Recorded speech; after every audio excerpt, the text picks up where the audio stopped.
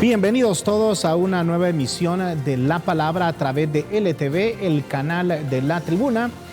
Estamos con una invitada, la hemos traído acá para que hablemos de varios temas, pero también hemos descubierto en esta noche Dora. Bueno, ella dice que no hay muchos libros, pero por uno se comienza, estamos hablando. De hecho, le damos la bienvenida a la dirigente del Partido Libertad y Refundación, periodista, presentadora de televisión y hoy también regidora de la alcaldía más importante, diríamos en este caso, por su ubicación geográfica y también por todo lo que conlleva la alcaldía del Distrito Central. Bienvenida, Silvia Sosa Brocato.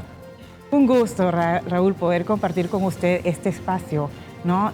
Informativo que se necesita y se requiere de tanta responsabilidad para poder tener esa conexión, pero sobre todo para poder ganar la credibilidad que tanto se requiere hoy día en los medios de comunicación para poder informar a la población, que dicho sea de paso, ya no es aquella población que solo se limita a lo que ve a través de estos espacios informativos. Ahora es bien exigente. Sino que es precisamente exigente debido a la gama de herramientas que se tienen a través de las redes sociales, donde además, justo antes de entrar hablábamos precisamente que la gente busca documentarse y anda tras algo tan importante y tan necesario que es esa búsqueda de la verdad. Usted, aparte de ser periodista, también es editorialista, ¿nos damos cuenta? Bueno, yo siempre digo que cada uno de los editoriales es parte del diario vivir, de algo de lo que aqueja a nuestra gente o parte de la historia, porque es importante que al pueblo siempre se le hable con la verdad. Y de repente surge esta necesidad precisamente porque encontramos ese vacío, ¿no? de la verdad, que surge precisamente después de un evento político como lo fue el golpe de Estado del 2009, donde ustedes se pudo dar cuenta como periodista también y sin el ánimo de caer en sesgos, de cómo se vino abajo muchos medios de comunicación. Fíjese que usted está diciendo algo muy importante y creo que a través de la experiencia y del trabajo que uno ha realizado, porque aquí todos tenemos un corazón, pero después del 2009, del golpe de Estado, aquí solo hay dos sectores de la sociedad. O se es golpista o es resistencia, así de polarizados sí estamos. Sí, es una polarización, pero yo creo que en la vida usted no puede andar a medias tintas. O es blanco o es negro. Y precisamente toda esta estructura sistemática lo que ha querido en nuestra sociedad es precisamente a evitar la politización de la población y que han querido ver precisamente a través de muchos medios de comunicación como que lo político es lo peor. Sin embargo, justamente después del golpe de Estado, resurge nueva corriente política, que es Libertad y Refundación, que hoy por hoy, imagínense, un partido Nobel como este, ya está ocupando la primera magistratura del país y gana sobre todo una de las alcaldías más importantes como la es la del Distrito Central. Que aquí nadie se lo creía, fíjese, porque yo creo que ahí, si no nos equivocamos, en la vida democrática del país solo se acuerda del Pelón Acosta, ¿verdad? Correcto. Que había asumido la alcaldía de Tegucigalpa, de ahí todas habían sido nacionalistas. Así es. Y es entonces cuando se surge toda esta lucha popular que precisamente no es ajena a esa politización. Y es aquí donde el pueblo dice, es importante que nosotros podamos tomar partido para que nosotros mismos, a través de esta politización, pueda ser esta un canal para la toma del poder. Y vamos a hablar un poquito de lo político. Usted me decía que tiene descendencia italiana. Así es. ¿Cómo nos resume eso en un minuto? Bueno, mis antepasados son inmigrantes, precisamente eso es lo que me inspiró a escribir esta obra literaria que se llama ¿Qué hay detrás del mar? Que es ¿Puede mostrar la portada sí, si quiere? Ahí es una pregunta pues bastante profunda, ¿no? Sí. ¿Qué hay detrás del mar? Porque uno mira el horizonte, ve esa inmensidad del Algunos le océano, tenemos miedo, nos gusta solo la orilla, pero ya la inmensidad que queremos nos da descubrir, miedo. y es así donde relata prácticamente todas las vivencias de esos intercambios culturales que se dan pese a los chauvinismos que se han venido dando y que aún se mantienen en nuestro país, pero que han sido importantes en el avance de cada uno de los pueblos, ¿no? Que nos han adoptado a nuestros antepasados y que muchos de ellos llegan a amar esta tierra como que si fuera su propia tierra. Usted aquí ha sido también fundadora de un canal de televisión, fue de las primeras en UNETV, tengo entendido. Así es, justamente, como le decía al inicio, era esa necesidad, ¿no? De poder informar. Le cuento de que esa orientación periodística se viene desde que yo era pequeña. Recuerdo precisamente que mis abuelitos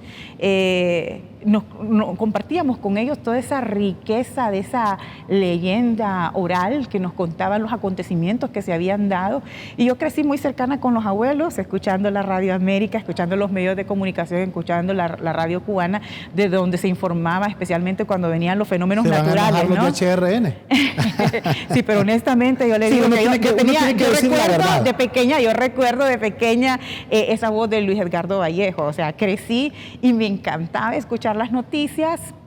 A medida me fui formando académicamente. Al inicio quería ser maestra, lo voy a contar, en la primaria, pero luego justamente toda esa parte de los abuelos, las historias que nos contaban, que eran prácticamente lo que se refleja en esta obra literaria, o sea, acontecimientos históricos que se dan tanto en la Italia, en la inmigración que se dio por aquellos años, y lo que encuentran en América, porque si nos ponemos a hacer un estudio histórico, casi todos los acontecimientos sociales y políticos en los pueblos nos unen siempre en esa condición y esa lucha de clases que ha sido permanente y de muchos siglos. ¿Y aquí la lucha usted cree que siempre sigue siendo los ricos contra los pobres o hay otro tipo de ideología en medio? No, hoy más que nunca es una constante, una permanente lucha entre los ricos, entre los pobres. Se ha visto 10 familias hondureñas contra todo un pueblo. Se acusa a mi partido de decir que es el familión, pero la verdad que sí somos un familión que representan los intereses no de 10 familias, sino los intereses de la mayoría. O sea, ¿el familión en Libre quién es? Somos todos. Somos todos. Somos todo el pueblo hondureño que le apostamos a una verdadera democracia, a un verdadero Estado de Derecho, a vivir con equidad, sin privilegios, porque así hemos sido todos. El familión en Libre son como 1.700.000 y algo que fue con los votos que ganó la presidenta. No, el familión somos más que eso. El familión, yo le podría decir a usted que somos la mayoría de los hondureños. Aquí, como vemos a diario, es esa lucha permanente de clases entre las 10 familias privilegiadas que se han visto beneficiadas con todas esas exoneraciones del pago de los impuestos que han creado a través de todos estos beneficios y de toda esta estructura sistémica que han apoyado a través de sus empresas para poder tener el control del país. Que hoy por hoy vemos precisamente algo que no se había visto en nuestro país. A propósito, que ha sido precisamente, primero usted veía en esta última década, la demanda y el reclamo permanente en las calles de los maestros, de los médicos, de los más pobres, exigiendo derechos en las calles. Hoy usted ve que las protestas se dan a través de redes sociales y por estos grupos de poder que se sienten afectados por las decisiones, las determinaciones que se están tomando en un gobierno bastante valiente y soberano y que, dicho sea de paso, del cual nos sentimos orgullosas, de la primera mujer presidenta. ¿O será que esa es la dinámica? Porque casi todos los días, bueno, ayer había protestas en Casa de Gobierno. ¿Será esa la dinámica? ¿Será que hay costumbre de hacerle protesta a todos los gobiernos? Es que es importante poder desarrollar las protestas, pero como le digo, ahora hay un punto que nos lleva a nosotros mismos como medios de comunicación, como periodistas, a reflexionar sobre quiénes son los que protestan hoy. ¿Quiénes protestan hoy? Hoy precisamente protestan esas 10 familias que se han visto beneficiadas y que han creado todo el status quo, que han sido quienes han beneficiado a muchos diputados para poder crear toda esta estructura disque legal para poder beneficiarse a través de ellos mismos. O sea, aunque no estén las cabezas ahí, pero financian algún tipo de protestas en Casa de Gobierno. No necesariamente usted tiene que estar presente en cuerpo presente, ellos generalmente se mantienen en el anonimato y quienes salen a protestar son muchos de los empleados. Para el caso del COEP, usted puede ver a muchos de ellos que protestan y si se pone a ver cuáles son las empresas, no tienen ninguna. O sea, han sido prácticamente un grupo de empleados de estas 10 familias que, dicho sea de paso, van a defender los intereses de su empleador, pero que a ellos no les importa nada que la mayoría esté viviendo como lo estamos viviendo todos hoy día. Es decir, así, de que los privilegios se han concebido para un grupo económico pequeño. Son 10 familias versus un familión, o sea que somos la mayoría. Eso no es ninguna broma, ningún invento de que aquí hay 10 familias entonces que han dominado el país prácticamente. Lo han dominado el país y mire, estos son acontecimientos históricos, grupos conservadores que nos han negado siempre la verdad, que nos han hecho creer que somos un país independiente, cuando no es así. Hemos estado nosotros siempre dependiendo de toda esta estructura que dicho sea de paso, convierte a todos estos grupos en oligarcas y en fascistas. ¿Qué piensa de lo que dijo ayer la presidenta, por ejemplo, de que los que no quieren ver las buenas cosas es porque son ciegos? Totalmente de acuerdo con ella.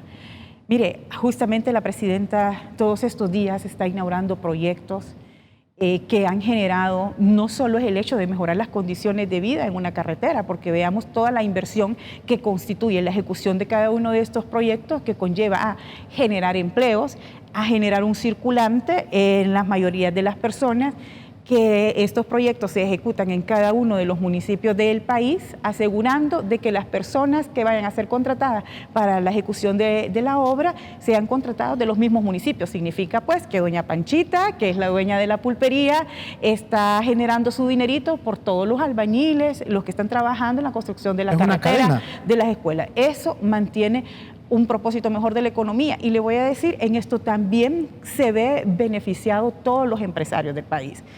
No, nosotros no es el Partido Libre y no es nuestro propósito estar enfrentados con los empresarios, porque le voy a decir que la mayoría de los empresarios son responsables, son muy buenos y es evidente que se necesita poder trabajar con ellos para poder generar muchos empleos. Sin embargo, muchos nos dicen y asustan a la población con un discurso vacío, diciendo a través de los paquetazos, de los mamellazos que está mandando el gobierno actual, se van a perder tantos empleos. Pero son frases vacías. Nosotros somos periodistas y justo la gente tampoco se puede engañar, Raúl. Y hoy la gente se pone a buscar cuántos empleos generan. ¿A dónde están todas las riquezas? Usted lo dice refiriéndose, por ejemplo, a las últimas declaraciones de Luis Larach, quien fue presidente del COEP, quien ha dicho que el daño ya está hecho, dice, por algunas acciones que emprendió el gobierno. Mire, justamente en campaña platicaba con don Luis y le decía, él casualmente me decía, igual que Eduardo Facuse, de que habían conocido el plan de gobierno de Xiomara y que había sido uno de los mejores.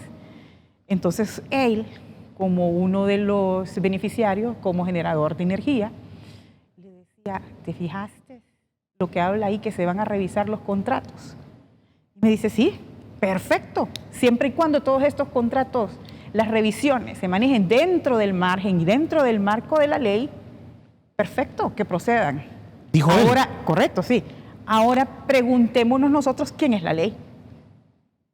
¿Cómo se han concebido las leyes en nuestro país? ¿A quiénes se han visto beneficiados? O sea, estaban de acuerdo con el plan de gobierno y ahora no. Correcto. ¿Por qué? Pienso de que aquí ha habido una mala costumbre de muchos empresarios que creen a la final que un presidente, un alcalde o un político se puede manejar al antojo de ellos. Y como muchos de ellos financian las campañas políticas, a la hora de que se toma el poder, sienten que son los jefes. En el caso de Xiomara Castro, fue una campaña de altura y fue una campaña que no tuvo recursos económicos comparados a los otros compañeros, que de hecho hay un informe del CNE que lo revela así. O sea, lo que usted me está diciendo es que hay algunos empresarios que se han sentido jefes del presidente de turno. Totalmente, y de muchos diputados, porque es aquí en el Congreso Nacional donde prácticamente descansa toda la estructura legal de nuestro país, desde donde se dan concesiones, desde donde nacen los fideicomisos, desde donde se desmembra la patria como se hizo en el pasado, y precisamente por eso es de que comienzan a financiar las campañas políticas para después, cuando usted se siente en ese curul, no represente los intereses del pueblo, sino los intereses de estas 10 familias. Así de enredado es la cosa entonces al final, porque la gente solo piensa que hay un presidente y que va a ejecutar las cosas como se deberían hacer. Lo más triste es que han engañado a nuestro pueblo por muchísimos años, por muchísimas décadas. Hoy estamos viviendo un gobierno de transición que lo más cercano que hemos tenido a este gobierno fue el gobierno progresista del expresidente Zelaya, que fue truncado precisamente por estas 10 familias que se vieron afectados sus intereses. Y si usted recuerda, los temas han sido los permanentes, los temas energéticos, el combustible. Hoy estamos hablando de la falta de dólares, cuando ellos mismos han retirado sendas capitales para poderlas llevar a otros países, a otros paraísos fiscales, con todos esos beneficios que se han dado por muchísimos años, que lo único que ha hecho es abrir más la brecha de desigualdad, de pobreza y de miseria en nuestro país. Por lo que estamos viendo entonces, aquí nunca se van a sentar, bueno, posiblemente se sienten, pero nunca se va a hablar el mismo discurso entre un gobierno y la clase empresarial. Creo que se pueden llegar a acuerdos, a los acuerdos que llegaba Juan Orlando Hernández, que recientemente salió un vídeo donde él decía que habían hecho las reformas de la ley tributaria y donde le dijo a Camilo Atala en ese momento de que había llegado a un acuerdo de él. Y la prensa también aquí cayó. ¿Por qué no dijo la prensa en ese momento? ¿Pero qué va a pasar? Eso significa en que vamos a colapsar en nuestro sistema de salud, nuestro sistema de educación y nuestro sistema de seguridad nacional, que es lo que nosotros estamos viviendo. ¿Por qué no tiene respaldo la ley de justicia tributaria entonces? Es que el respaldo no lo tiene de las familias, de estas 10 familias. Al menos en el Congreso no lo tiene, entonces ¿qué? ¿Son manejados los diputados por estas familias? Entonces yo le contesto a usted con una pregunta. ¿Usted cree entonces que este Congreso representa los intereses del pueblo hondureño? No los representa. Lo que nosotros vemos en esta Cámara Legislativa es precisamente lo que yo le estoy exponiendo hoy mismo, de que no está representado el pueblo hondureño, a excepción de la bancada de nuestro Partido Libertad y Refundación, de que venimos de una lucha social que nos ha llevado a ocupar los cargos de los que nos sentimos honrados de estar hoy, para poder devolverle al pueblo las garantías constitucionales y sobre todo hacerle sentir que verdaderamente podemos aspirar a poder construir un proyecto al que nosotros le llamamos algo a lo que podamos tener patria. Pero yo entendería que esa es la representación del pueblo, eso es lo que el pueblo quiso, porque en esa misma elección dijeron: Xiomara Castro será la presidenta, pero estos serán nuestros diputados. Sí, no necesariamente podría estar representado el pueblo en el Congreso Nacional. Si nosotros vemos las ejecutorias del Congreso Nacional, las leyes, desde el momento mismo en que se vende la patria, desde que se concede un pedazo de tierra, desde que se dan los fideicomisos donde usted se declara como gobierno incapaz de poder manejar los ríos y nuestros recursos naturales, que es la riqueza más grande que poseemos como país, significa pues de que no manda el pueblo. Y usted se va a... Hemos tenido el privilegio de ser periodistas y ahora en esta etapa de políticos, que creo que siempre lo he sido, tanto periodista como política, de poder hablar con la gente. Y la gente tierra adentro maneja otro discurso. Mire, no se ha podido hacer un análisis exhaustivo exactamente de lo que sucedió en el pasado proceso reciente electoral, donde Xiomara se constituyó como la presidenta más votada, más legítima con toda esa votación que tuvo, porque el pueblo se unió contra el mismo modelo neoliberal que está asfixiando a nuestro país, no solo en Honduras, sino en Latinoamérica. Bueno, entonces, ¿cómo podría mandar el pueblo? Porque actualmente dice usted que no manda el pueblo. Pero contésteme después de este importante mensaje que viene para el pueblo hondureño aquí en La Palabra, hoy miércoles.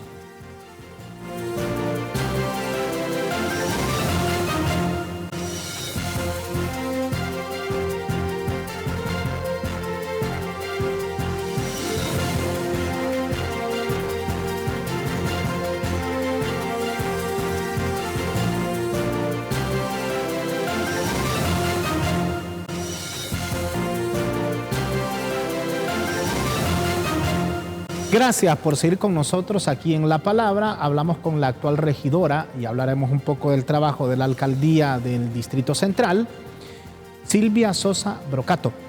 Antes de la pausa le preguntaba, entonces, ¿cómo el pueblo puede mandar y tener representación genuina? es que el pueblo hoy sí se siente representado por sus autoridades. Hoy sí estamos viendo uno de los grandes logros de este gobierno de Xiomara Castro ha sido precisamente recuperar nuestro suelo.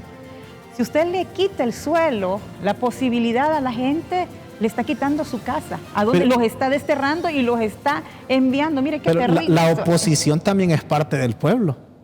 Sí, no estamos de acuerdo, somos parte del pueblo, a diferencia de que hay un grupo de sectores, porque aquí es evidente que lo que se da a través de muchos sectores sociales, especialmente en los medios de comunicación, es, fíjese usted en una característica que nosotros tenemos, nadie quiere ser pobre.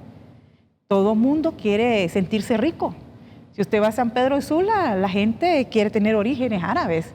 Y si está aquí en Tegucigalpa, todo el mundo quiere tener una ascendencia europea. Italiana. Y francesa, de donde sea. Pero es el mismo sistema que hace que nosotros rechacemos nuestra propia identidad. Sin embargo, nosotros con este gobierno de Xiomara Castro es algo de lo que nosotros estamos recuperando. Y no nos damos cuenta, lastimosamente, como pueblo, de que el hecho mismo de renunciar a nuestra identidad es renunciar también a nuestra propia dignidad. Hablando de la alcaldía, ¿quién dice usted quiere formar parte de la fórmula de Jorge Aldana? ¿El mismo alcalde actual? El mismo alcalde, que era mi compañero de UNETV, ¿sí? Con Aldana nosotros conducíamos el noticiario estelar del medio, pero más allá que eso, recuerdo yo que el gerente propietario de UNE nos dijo, hagan ustedes como, escriban algo de la promo para poder presentarse y poder lanzar el medio de comunicación. Y entre usted y el actual alcalde, cuando eran periodistas ahí en UNE. Correcto, pero como nosotros éramos estelares, Jorge Aldana tenía su promoción aparte, Silvia Sosa la suya, y ahí escribimos. Lo interesante de este caso es que lo que yo escribí se parecía mucho a lo de Jorge Aldana. Vea usted qué cosas, o sea, y cómo nos ha venido uniendo. Cada quien lo hizo, pero sin chepearse. Sin chepearse, correcto. ¿O será que le dio a usted lo que estaba escribiendo después? No. Creo de que hay una característica con Jorge Aldana que nos ha unido, de hecho nos une como el medio de comunicación, ha sido precisamente esa constancia, esa permanencia del compromiso que tenemos, las aspiraciones de ver a un país digno y sobre todo si podemos comenzar a construirlo desde un gobierno local, qué mejor oportunidad que hacerlo a través de la alcaldía y creo que lo estamos logrando. ¿Qué posición llevaba usted del 1 al 10 en el movimiento de él? Era la primera regidora. ¿Ya en las generales? Bueno, le voy a contar que siempre era la primera regidora, pero como nosotros hicimos alianza con el Partido Salvador de Honduras, yo renuncié a mi primera regiduría y de hecho me ofrecieron ir al gobierno central, pero yo les pedí que me dejaran en la alcaldía porque me interesaba mucho poder desarrollar la parte local de Tegucigalpa y sentía que podía ser un buen equipo con Jorge Aldana. ¿Cómo encontró? Y entonces cedí la primera regiduría, pasé a la tercera ya. Actualmente ocupo la tercera regiduría y en este nuevo proceso de reelección nuevamente me estoy postulando en esta fórmula de Jorge Aldana como la primera regidora. La primera regidora, o sea, le gustaría seguir como regidora. ¿Cómo encontraron la alcaldía aquí en el Distrito Central cuando asumen? Bueno, se resume en decir Tegucigalpa, Comayagüela, abandono, endeudada. Nunca me imaginaba que podría haber alguien que viera con tanta indiferencia el lugar donde vive como todas estas administraciones pasadas. Hoy, en los 2 años y medio que nosotros tenemos con Jorge Aldana, y se escucha terrible, ¿verdad? Pero realmente encontramos a la capital, a Tegucigalpa y Comayagüela convertidos en cloaca, no encontramos una ciudad.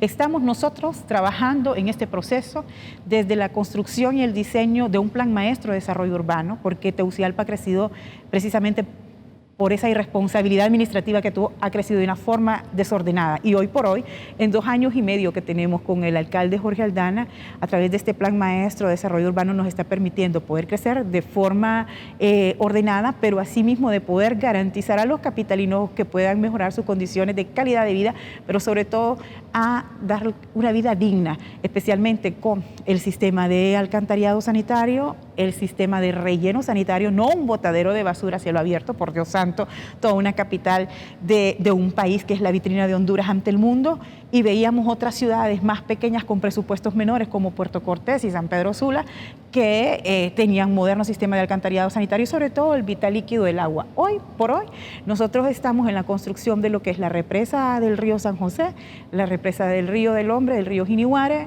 construcción de un sistema moderno de alcantarillado sanitario, asimismo de relleno sanitario, con lagunas de lixiviado, separación de los desechos sólidos, y estamos precisamente haciendo el estudio ya para, a través de la Corporación Municipal, garantizar y emitir la ordenanza de que en las zonas residenciales de la capital comencemos a reciclar, como se hace en otros países, los desechos sólidos. Tengo dos preguntas. Primero le hago una.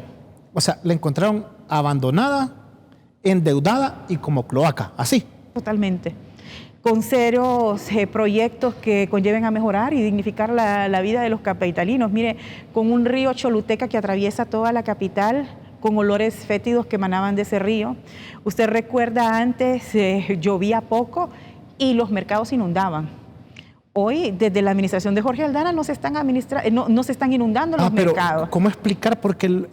Prácticamente porque así fue acá, los nacionalistas estaban dominando y la gente siempre seguía votando por el mismo Partido Nacional. O sea, eso era lo que se quería entonces, así como usted lo está escribiendo. Se ha logrado una madurez ciudadana.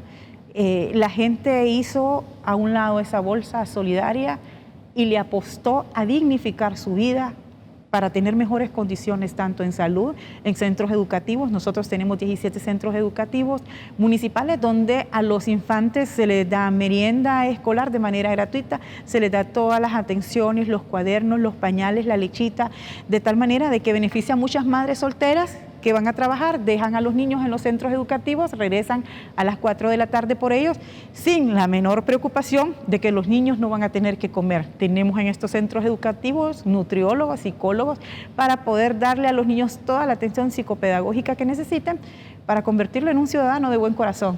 Con lo que usted me está diciendo entonces, los 8 años de Ricardo Álvarez más los 8 años de Papi a la Orden fueron un desastre. Si se puede definir en una palabra, es corrupción. Si se puede, buscamos otra, inoperantes. O sea, terrible. Si usted quiere ver realmente lo que significa un gobierno nacionalista, en la capital de la República se resume lo que son un fracaso. Asimismo también el modelo neoliberal que ha hecho tanto daño a este país. ¿No hay auditorías en la alcaldía que puedan indicar cuando hay un acto de corrupción? Esas auditorías son precisamente los requerimientos que se están dando hoy a través de la Fiscalía, donde si usted está vapando, obviamente el brazo de la justicia lo tiene que alcanzar, y es lo que está sucediendo ahora y por lo que el pueblo hondureño ha luchado históricamente. O sea, no es posible que los funcionarios de servidores públicos lleguen a servirse de los fondos del pueblo hondureño. Bueno, ustedes llegaron a la alcaldía el 25 de enero del año 2022, ¿cierto? Correcto. ¿Por qué hasta ahora ese requerimiento contra Papi a la Orden? Que estamos ya a menos de 10 días para que entreguen ya las planillas, los movimientos internos. Bueno, los requerimientos, yo no podría dar la respuesta la tiene que dar el Ministerio Público, porque es el ente que tiene que aplicar la justicia en nuestro país, y qué bueno que se está haciendo. Indistintamente, a la hora no es una justicia, es la justicia para el pueblo hondureño, no solo para el pueblo capitalino. ¿Cree usted? Desde el momento que usted comete ilegalidades como las que se han conocido, no porque lo pueda decir Raúl Morazán o Silvia Sosa, sino por las mismas investigaciones, deja de ser una persecución política. Se dilapidaron fondos y esos fondos significaba en menos posibilidades a nuestros niños que pudieran tener una educación digna. Y lapidar es prácticamente o mal ejecutar o robar. Totalmente. O sea, sí robaron fondos de la alcaldía municipal. En eso están investigando. En este momento son todas las pesquisas que se están haciendo a través del Ministerio Público. Yo recuerdo justamente en el último gobierno de Tito Asfura que la UFERCO hizo un secuestro de muchos documentos. Desde entonces viene la investigación. Pero lastimosamente aquí en Honduras se había perdido la credibilidad, incluso hasta el aparato de justicia, porque se decía mucho que esta solo mordía a la de los pies descalzos. Pero ¿cómo quitar esa politización? De hecho, quien los elige, por ejemplo, al fiscal general, a magistrados, procuradores. Es el Congreso Nacional el órgano más político que existe en Honduras. Y aquí abogados como Marlon Duarte han dicho, sí, están politizados. ¿Cómo irnos zafando de eso para que tengan más credibilidad? No, es que yo más bien le apuesto a la politización. Debe de ser así. Es la única manera. Es que, mire, a nosotros nos han hecho creer que la política es lo malo, que los políticos son los malos. O sea, que las instituciones estén politizadas. Por supuesto, por supuesto. O sea, mire, eso no solo está aquí en Honduras, en el mundo entero se practica así. Usted no puede decir que no es político. Todas las decisiones que está bien que en el Consejo Nacional Electoral, por ejemplo, esté un confirmado nacionalista, un liberal y otro de libre. Eso es normal y eso está bien. Por supuesto, ¿por qué no? ¿Quién mejor que un nacionalista para poder defender sus mesas y sus votos? ¿Quién mejor que un liberal? ¿Quién mejor que un libre?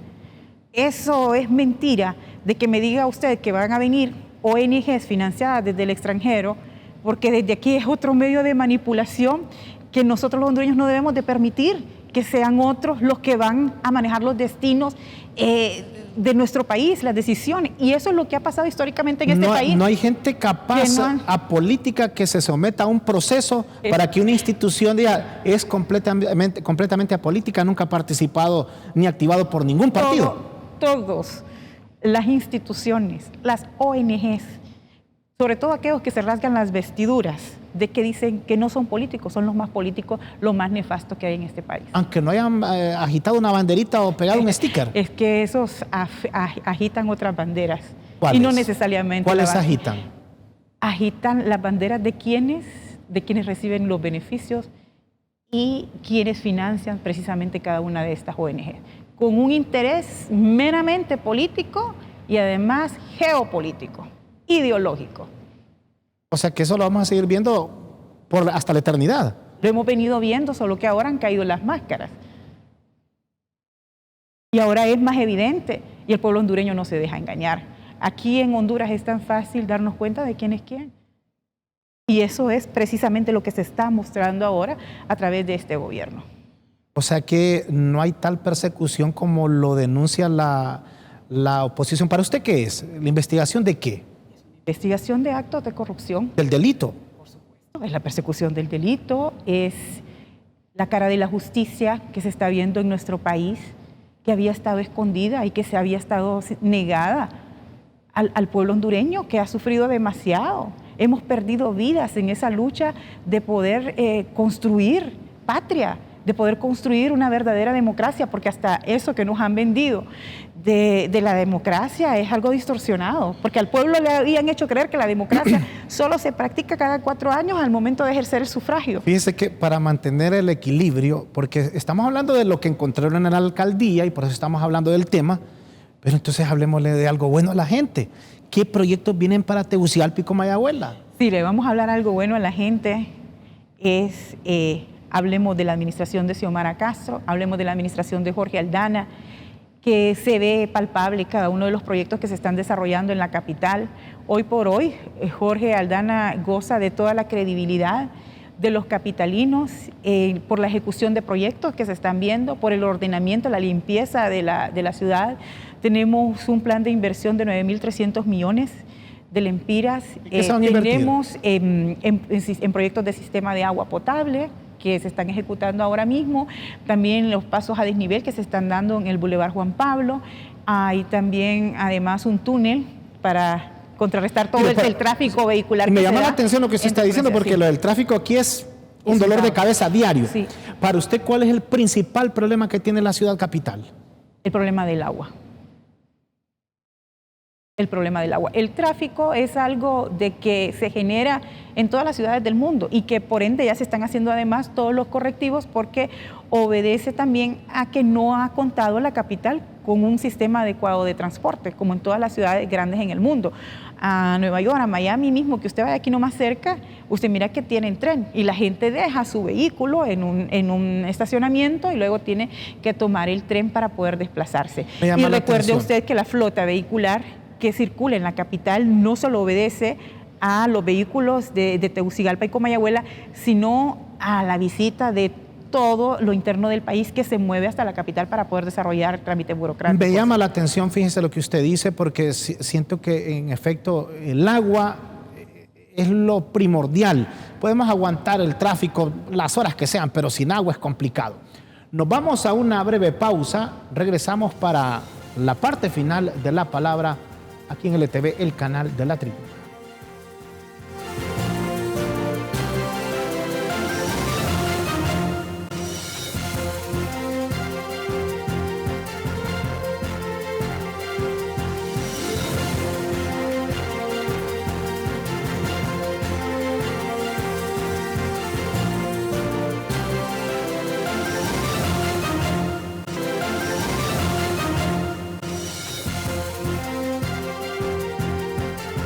Gracias por seguir con nosotros aquí en La Palabra.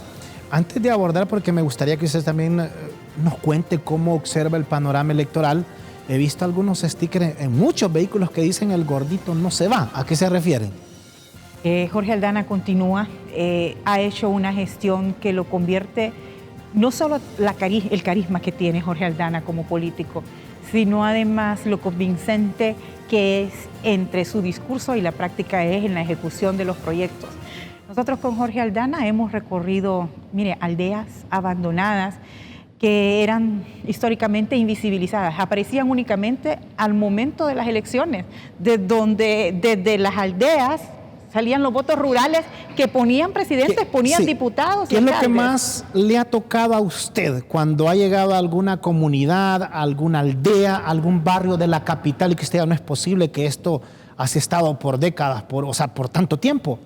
La desigualdad. Hemos encontrado niños en extremos niveles de desnutrición. Hemos visto además la forma en cómo se ha tratado la capital, la Tegucigalpa misma, todo lo que encierra el casco histórico, que es la riqueza más grande cultural que nosotros tenemos, en el abandono absoluto. Da pena ir al centro de la capital, toda aquella oscuridad, pero sobre todo lo que nos toca es esa desigualdad, producto precisamente de todos esos fondos que se están dilapidando o que se dilapidaban, que no llegaban a las grandes mayorías los proyectos.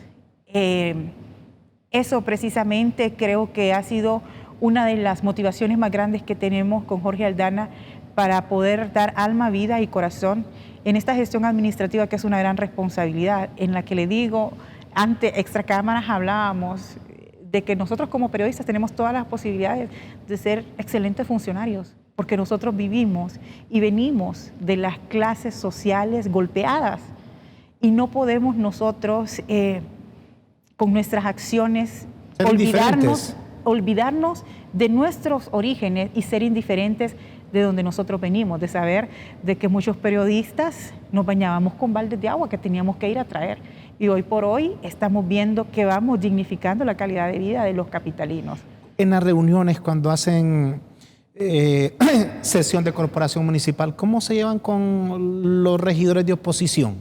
Déjeme decirle que Jorge Aldana es un gran líder, carismático, pero sobre todo que ha sabido conciliar en las bancaditas, como le llamamos, porque somos un congreso local. Con todos los compañeros hay camaradería, hay respeto, se dan siempre discusiones. Y eso es normal. Es normal, ¿no? Se dan debates porque obviamente nuestra ideología, nuestros principios son distintos a los de ellos.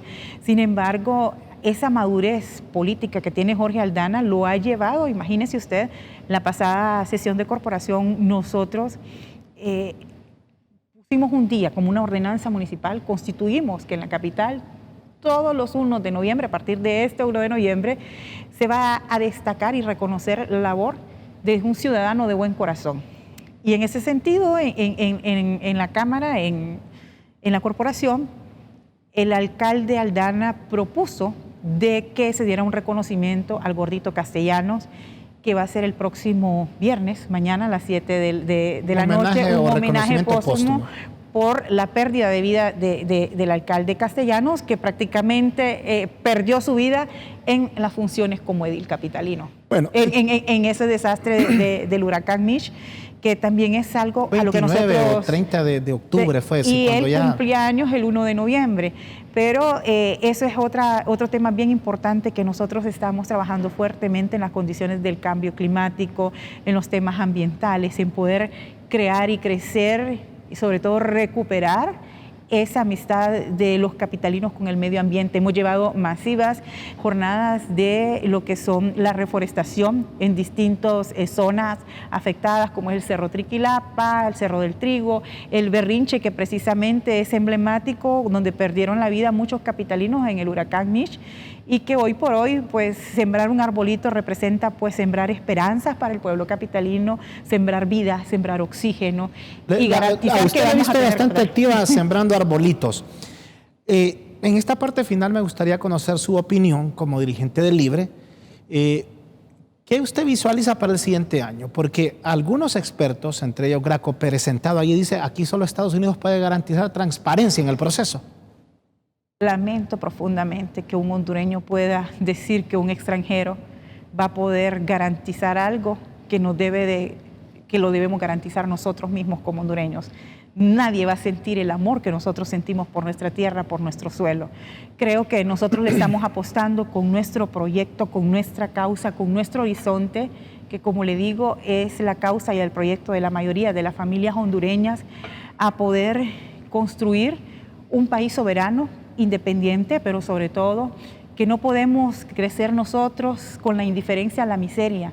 No podemos llamar desarrollo en estas condiciones de desigualdad y debemos de crecer y hablar, sí, apostarle a un desarrollo, pero donde exista la equidad, donde exista la justicia.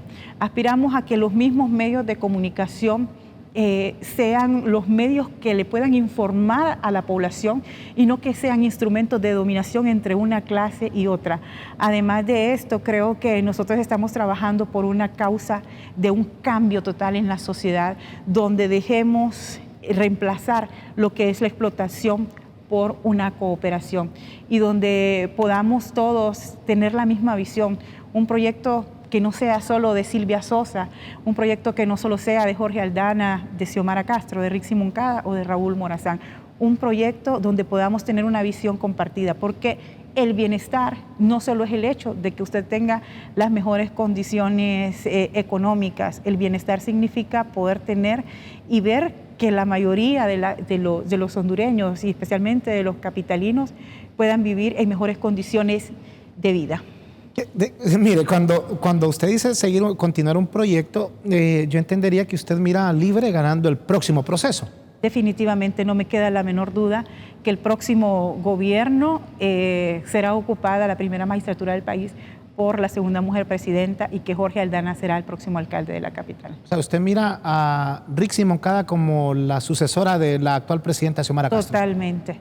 Creo que es una candidata que reúne todos los requisitos, las cualidades, el compromiso, la valentía que tiene Rixi Moncada para poder enfrentar a todos los grandes retos que en este país se requiere, se resumen en ella como una mujer, que lo hemos visto ya en toda su trayectoria. Pero la oposición dice, mintieron, por eso se van. ¿Qué le responde? Se van ellos acostumbrando a que las mujeres manden, a que las mujeres gobiernen. ¿Se tienen que acostumbrar? Que se acostumbren.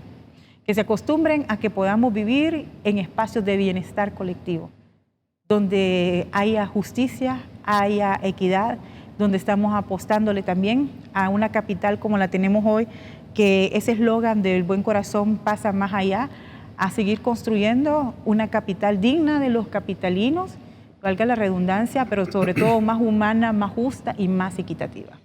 Cuando aquí se habla de transparencia, ¿usted considera que el tribunal, o en este caso el Consejo Nacional Electoral, va a hacer bien su papel?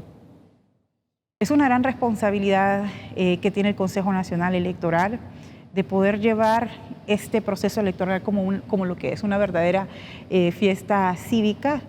Al final quien decide es precisamente el pueblo hondureño, pero obviamente ellos deben de garantizar las condiciones para que sea esta fiesta.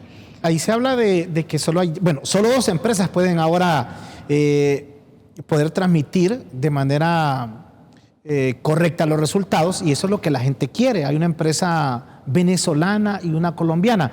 ¿Eso no genera suspicacia o deberíamos tener confianza en el proceso por de lo que se dijo, de lo que se habló en Venezuela recientemente? Mire, como le dije al inicio, hay un fenómeno político, social, que no se discute en este país y que se deben de abrir todos los espacios para que sepamos qué sucedió en el pasado proceso electoral, donde la cúpula del Partido Liberal no siguió los intereses del pueblo, pero el pueblo fue inteligente, fue a las urnas, acudió y votó por Xiomara Castro. Yo creo que el pueblo hondureño ha adquirido una madurez política donde se está dejando llevar realmente más allá de quien le venda el rostro, quien venda chocollos, quien vende espejitos, a quien es congruente entre su discurso y sus acciones. O sea, la gente ya no se engaña con cancioncitas. Ya no se engaña con canciones, se puede engañar a un pueblo. Dígame usted, ¿qué mejor ejemplo tiene cuando toda esa maquinaria del pasado gobierno de Juan Orlando Hernández tenía toda esa estructura, todo ese asistencialismo, y aún así la gente vino y tomó todo lo que le dieron, pero le dio un voto de castigo? Voy a omitir el nombre. En el año electoral aquí teníamos un programa y invitamos a un candidato porque le escuchábamos activamente y todo eso. Voy a omitir el nombre. Fíjese que él en la papeleta se miraba blanquito, pero era trigueño. O sea, ¿por qué engañar a la gente, al elector de esa manera? No podemos seguir maquillando las cosas cuando la gente conoce la realidad. Es decir, ahora mismo Aldana lo que va a tener es nuevamente ese voto de confianza. ¿Por qué? Por lo que la gente ha visto. O sea, yo veo en los distintos foros de la televisión un montón de nacionalistas y personas desgastadas moral y políticamente. Y yo me pregunto con qué altura moral cuestionan al gobierno de la presidenta Xiomara, y donde definitivamente no existe ninguna conexión como la conexión que tenemos nosotros, que venimos desde la calle, que tenemos en el alma impreso el compromiso de poder darle resultados y hacer una gestión distinta a la altura del pueblo hondureño. O sea, no tiene altura moral un nacionalista para criticar a un funcionario de Libre. Totalmente. Vea usted lo que ha sucedido, no lo dice Silvia Sosa, ha sido la Corte de New York la que los ha catalogado al Partido Nacional como una banda criminal, donde hoy por hoy se ven los grandes líderes. ¿Dónde están? El presidente del Partido Nacional huyendo. ¿Dónde están la mayoría de los candidatos presidenciales que iban cuestionados por sus ejecutorias recientes que se han dado en la última década? Entonces, ¿qué garantía tienen ellos de poder ganar un proceso electoral? Y por otro lado, el Partido Algunos Liberal... están en Nicaragua. Correcto. Y por otro lado, un Partido Liberal que ha tenido que estar reciclando candidatos que salieron precisamente de Libertad y Refundación como traidores, porque traicionaron lo más sagrado que es para nosotros, que son los intereses del pueblo hondureño. Y aunque dijeran queremos regresar, ya no hay cabida. No hay cabida. Para todos aquellos que son traicioneros, ni olvido. Si se le va a un dirigente que es conocido, ¿gana o pierde Libre? Ganamos porque pienso de que hay una regeneración y precisamente hay una refundación, hay una limpieza orgánica que se da en nuestro partido, en que cada vez más se van sumando hondureños con ganas de poder hacer los cambios que nuestro país necesita, pero sobre todo con ese compromiso, con la moral, con la ética, que es lo que caracteriza a nuestro Partido Libertad y Refundación. Actualmente, ¿usted considera que hay personas que no deberían regresar al Congreso Nacional? De los que están ahí, de los 128 diputados. La mayoría.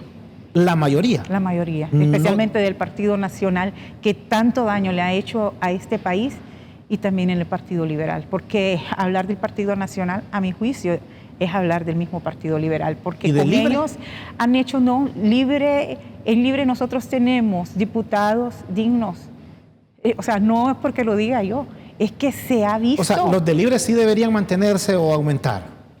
Debemos aumentar, y a eso le estamos apostando. Pero si la oposición tiene muchos diputados que entonces no deberían ya regresar. Definitivamente. ¿Cómo quiénes?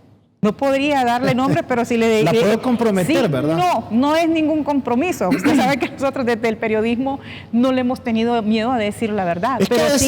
Pero en sí, la mayoría de ellos. Decir, por ejemplo, el nombre de un diputado que nunca se le ha escuchado a la voz, creo que no es pecado. Si uno nunca lo ha escuchado, fíjese que lo puedo decir. a veces los que menos hablan Puede ser que son los que más trabajan y los que menos daño hacen. Hay comisiones de dictamen, o cuando hay un proyecto hay que mandarlo a dictamen y a estos diputados se les manda a trabajar.